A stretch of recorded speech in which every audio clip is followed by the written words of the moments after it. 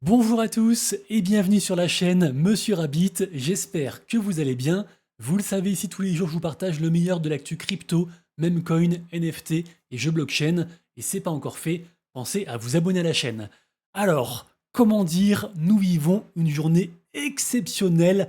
Regardez-moi toutes ces petites bulles vertes qui font grave plaisir, mais surtout le padré, le bitcoin à 103 272 dollars. Nous sommes donc le vendredi 9 mai 2025, il est 15h40 et surtout, mais on n'y croyait plus, Ethereum 2360 dollars et encore il est monté à 2005, je crois hier soir ou ce matin, un truc comme ça. Bref, il rattrape son retard, notamment donc sur Bitcoin, mais aussi sur Solana, et vraiment ça fait du bien. Donc pour l'instant, en daily, on est dans le vert, en weekly, on est dans le vert, en monthly, on est dans le vert, mais par contre, évidemment, à l'année, ça ne rattrape pas encore les pertes qu'on a subies. Certains tokens sont encore en moins 70%, donc évidemment là, on est tous très contents, mais il faut aussi prendre du recul. Nous ne sommes qu'au tout début de ce bull run, puisque ça y est, tout le monde le dit, et donc si tout le monde le dit, c'est que c'est vrai, a priori. Nous sommes officiellement repartis en bull run, donc voilà, j'espère vraiment qu'on va vivre des choses incroyables. Perso, j'en suis convaincu et on a encore eu une farandole de bonnes nouvelles dernièrement. Alors, outre le nouveau pape, pour ceux qui n'ont pas suivi, Habemus Papam bien sûr. Donc l'optimisme est de retour sur tous les marchés, à la fois côté tradi, mais aussi côté crypto. On a plein de news, entre autres la fin du procès, enfin pardon, l'accord suite au procès de Ripple contre XRP. Également aussi on a Coinbase qui a acquéri tout simplement le leader des dérivés crypto qui s'appelle Deribit pour un montant je crois de quasiment 3 milliards. C'est juste la plus grosse opération crypto de rachat, donc juste fou. Également aussi on a Robinhood, célèbre broker, qui du coup développe une plateforme côté blockchain. Bref, il y a plein de choses qui se passent. Meta, donc Facebook, qui veut sortir son stablecoin. C'est juste la folie. À moyen et long terme, je me répète, j'ai aucun souci. À court terme, bah forcément là, j'en ai beaucoup moins. Et donc voilà, je me répète, mais je pense qu'on est encore qu'au tout début de ce bull run, de cette aventure. On verra si ça continue ce week-end avec les potentiels accords donc concernant tout ce qui est tarif douanier US. On a vu donc avec l'accord avec la Grande-Bretagne qui a été fait. On attend bien sûr surtout la Chine, mais ce que je voulais vous dire, c'est que certains tokens, certains projets ont déjà commencé une très belle aventure. C'est le cas par exemple du Virtual. Regardez-moi ça à l'année, plus 1600%. Et le Virtual, aujourd'hui, qui fait encore un plus 25% et qui fait sur ce mois-ci un plus 360%. Je vous le rappelle, Virtual, c'est la crypto, on va dire, du leader des créations d'agents intelligence artificielle. C'est un peu une sorte de pump.fun pour les agents AI. Et d'ailleurs aussi, là, ils ont fait dernièrement un truc, c'est écrit ici, qui s'appelle Genesis Launch, qui permet en gros de stacker de la crypto et de percevoir des airdrops, des cryptos qui se lancent, puisque dès qu'un agent se lance, eh bien, il y a une crypto qui est associée. Et vraiment, actuellement, c'est la folie sur Virtual. Les gens font beaucoup d'argent. Donc, est-ce qu'il faut rejoindre maintenant? J'en sais rien. C'est toujours compliqué de rejoindre un train en marche. Et en fait, les plans, fallait les faire avant.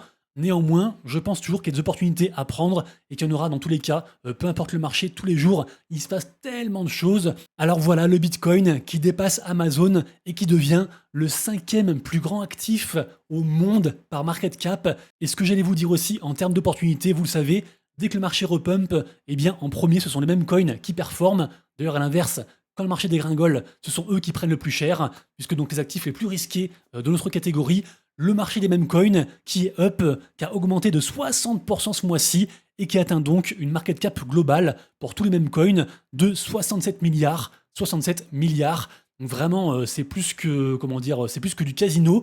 C'est vraiment une classe d'actifs à part entière. Petit rappel ensuite, alors j'ai remarqué que vous êtes nombreux à me suivre quotidiennement, mais que seulement 30% d'entre vous, j'en sais rien, sont abonnés. Donc pensez à vous abonner, ça soutient la chaîne. Merci beaucoup. J'allais vous dire aussi que la vidéo du jour est réalisée en collaboration avec l'exchange Bitpanda, qui, je le rappelle, est un exchange, donc une plateforme d'achat et de revente de crypto-monnaies, qui est conforme à la régulation française, qui est ce qu'on appelle PSAN. Et donc, dans une optique de diversifier un petit peu ces différentes plateformes, c'est intéressant. Et surtout aussi, il ne reste plus que 2 jours. Vous avez jusqu'au 11 mai pour recevoir en fait votre bonus de bienvenue de 20 € gratuit en Dodge. Faut juste trader pour au moins 300 €. Mais en gros, vous faites un dépôt, un aller-retour sur une crypto, il n'y a quasiment pas de frais, il n'y a pas de frais de dépôt et de retrait. Et puis, en fait, comme ça, vous récoltez directement vos 20 € en Dodge. Je vous mettrai bien sûr le lien juste en dessous en description. Ensuite, si la vidéo sort tard, C'est parce qu'en fait j'attendais la sortie du token Dood dont j'ai beaucoup parlé, de la collection Doodles, une collection OG de l'écosystème Ethereum. Et donc, alors certes, le marché NFT est grave dans le vert, plus 24%, c'est logique, puisque l'essentiel du marché NFT est sur Ethereum, et Ethereum a pris quasiment 20 à 25%, grosse folie. Donc forcément du coup, vu que le prix d'un NFT s'exprime en Ethereum, pour la plupart du temps, eh bien du coup ça augmente le market cap des NFT. Et par contre, intéressant, c'est que si un NFT, donc sur Ethereum, augmente aussi son floor price, exemple par exemple avec, je prends celui-ci, Peplicator, qui fait référence au même PP, eh bien eux ils prennent 32%, donc non seulement leur prix en fonction de l'Ether augmente, mais en plus l'Ether augmente aussi, et donc c'est juste une double augmentation. Et par contre aussi ça marche dans le sens inverse, donc un peu aussi à l'image des mêmes coins, les NFT restent une classe d'actifs très risquée, il se passe beaucoup de choses dessus, mais globalement on est dans le vert, on est content, et même j'allais dire, on a enfin de nouveau un NFT qui vaut au moins 100 000 $, puisque les CryptoPunks, la collection NFT la plus capitalisée, vaut à nouveau, pour un seul NFT, 105 000 $, soit quasiment 45 Ethers. On re-rentre dans la cour des grands, et donc ceux qui ont un CryptoPunks vont à nouveau pouvoir flexer sur Twitter. Et par contre, même si ce marché NFT est en positif, on a une collection qui malheureusement, c'est la chute libre, et c'est justement Doodles. Doodles qui coûte actuellement 1,07 ETH de floor price de prix plancher, soit un moins quasiment 70% aujourd'hui. Pourquoi? Eh bien justement parce que leur token Dood vient de sortir, et d'ailleurs c'est pour ça que la vidéo sort un peu plus tard, parce que j'attendais justement que ce token sorte, et malheureusement c'est une déception. Le token actuellement a une FDV, donc une full diluted value, à peine 80 millions. C'est bien en dessous des prédictions, et donc je le rappelle par exemple, les holders de ces NFT, les NFT OG, les plus chers, qui coûtaient hier 3 Ethers, soit quasiment 9600 $, un machin comme ça, et bien aujourd'hui, ils ont leur NFT qui ne coûte plus que 1,1 Ether, donc en gros, ils ont perdu quasiment 2 Ethers. À la place, bien sûr, ils ont récolté 180 000 tokens Dood, sauf que vu le prix, ça fait genre moins de 2000 $. Et pour faire simple, eh bien en gros, ils sont en perte d'environ 2500 $ par rapport à hier. Si genre, ils ont rien acheté, rien vendu, juste ils ont gardé leur NFT. Et donc voilà, grosse déception côté NFT qui pourrait renforcer, on va dire, le meme coin Pengu, parce que pour le coup, lui aussi c'est un meme coin issu d'une collection NFT, les petits Penguins, et qui pour le coup délivre et performe. Et c'est vrai que le Dood, en fait, finalement, c'est aussi un meme coin, parce qu'il n'y a pas d'utilité pour l'instant. Donc même s'il y a quand même Pharrell Williams, qui est aussi chez LVMH, enfin bref, il y a quand même du gros derrière Doodles, notamment aussi côté musique et côté art au général, et côté animation. Et bien en fait, vu que le token sert à rien, et que les gens ont compris qu'il fallait vendre leur airdrop quand ils le chopent, eh bien c'est la dégringolade. Également aussi, autre projet que je surveille attentivement, j'en ai parlé souvent, c'est le projet Boop, qui est une sorte de pump.fun, mais qui pour le coup, lui, récompense ses utilisateurs. Il y a différents airdrops, qui est mené par la baleine Dingaling, dont j'ai parlé régulièrement. Projet vraiment à surveiller attentivement, qui pourrait à terme, tout est possible, remplacer carrément Pump.fun, parce que vraiment c'est mieux fait, tout simplement. Et en fait là, ils ont fait une grosse mise à jour. Pour faire simple, les créateurs, on va dire carrément plus crûment les influenceurs, qui voulaient sortir donc leur token pour percevoir leur airdrop de Boop, donc des fois des airdrops à 5 voire 6 chiffres, j'en ai parlé la semaine dernière, et bien maintenant en fait il y a 50% qui sont pour eux et 50% pour la commu, pour ceux qui hold leur token, alors qu'avant c'était 100% pour eux, et donc il y a du FUD de la part des gros influenceurs, en toute logique, puisque c'est un gros changement. Je pense que c'est un changement positif, mais sur le coup en fait les gens sont pas contents, et donc le prix se ressent sur le token. Je pense que à 0,15 et une market cap à 43 millions, je pense que le prix est sympathique, et moi perso ma zone d'achat, elle est justement entre 0,10 et 0,15, et donc je verrai si je prends un petit peu après la vidéo du jour. Également aussi, dernière chose, je voulais vous dire qu'il y a une pré-sale qui commence aujourd'hui, donc ça a commencé cet après-midi, et ça se termine dimanche. C'est par rapport au projet Mirai Terminal, dont je vous avais parlé je crois il y a environ 3 semaines voire un mois. C'est un gros projet de la tendance des agents AI, et donc je pense que ça peut être intéressant de s'y intéresser. Faites bien vos recherches, ça reste quand même high risk, high reward, et je le rappelle aussi, je ne suis pas un conseiller financier, je fais souvent des erreurs, et donc je perds aussi souvent de l'argent. L'essentiel c'est que quand j'en gagne plus que tout ce que je perds, et donc mon portefeuille continue à monter, mais tout de même, voilà, faites vos recherches, tous les liens juste en dessous, en description, comme d'hab.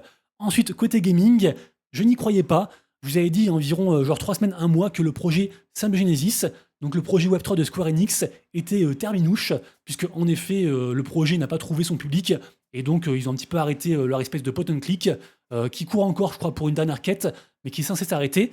Et pourtant on apprend que le projet Samba Genesis part sur la blockchain de Sony, sur Sonium. Alors est-ce que ça veut dire que finalement ils vont le reprendre parce que le marché reprend des couleurs et que potentiellement on pourrait voir donc de nouveau ce jeu arriver, voire un meilleur jeu, un vrai jeu avec du gameplay? Je ne sais pas, mais dans tous les cas, ce projet de Square Enix reste, je pense, un projet à surveiller. Les NFT coûtent quasiment rien, et donc je me dis qu'un jour, peut-être que ça vaudra quelque chose d'ici quelques années, quand tout le monde sera sur la blockchain.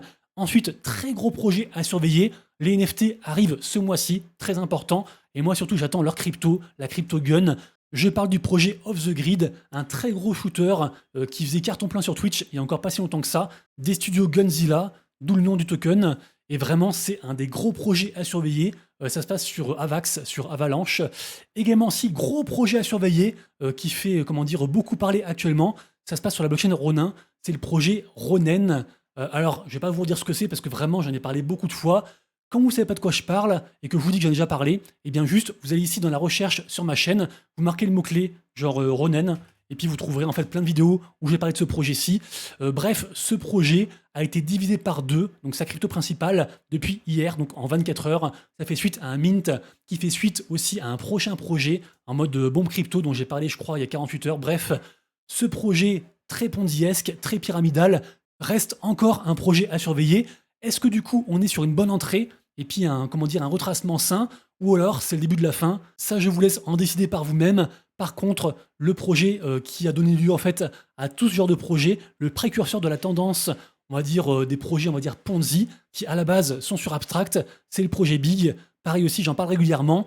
Je pense toujours que ce projet a de très beaux jours devant lui, même si à la base c'est un Ponzi. En fait, il dépasse le mode Ponzi. Et donc ce projet qui calque à la base le minage du Bitcoin, eh bien au final, devient de plus en plus gros, avec une très grosse commu. Je le rappelle aussi, grosse annonce aujourd'hui, ce week-end à venir par rapport à ce projet. Et surtout, j'ai vu ça, interview de la part du cofondateur de Abstract, la blockchain Abstract, qui lui aussi pense que Bitcoin est bien plus qu'un Ponzi. C'est vraiment, un vrai écosystème qui résout des problématiques liées au même coin.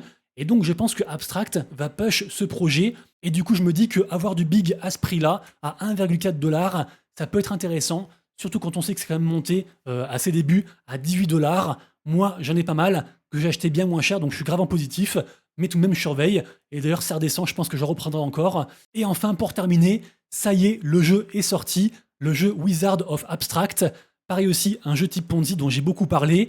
Alors malheureusement, pour l'instant, le jeu est juste en version bêta. Donc si vraiment vous voulez y jouer, non seulement c'est payant, mais en plus, il faut aller sur Telegram, remplir un form avec son adresse de wallet pour être autorisé à jouer. Et après, donc, vous pourrez envoyer vos wizards, entre guillemets, au combat, et vous récolterez ou non, ça dépend de votre chance, du coup du token.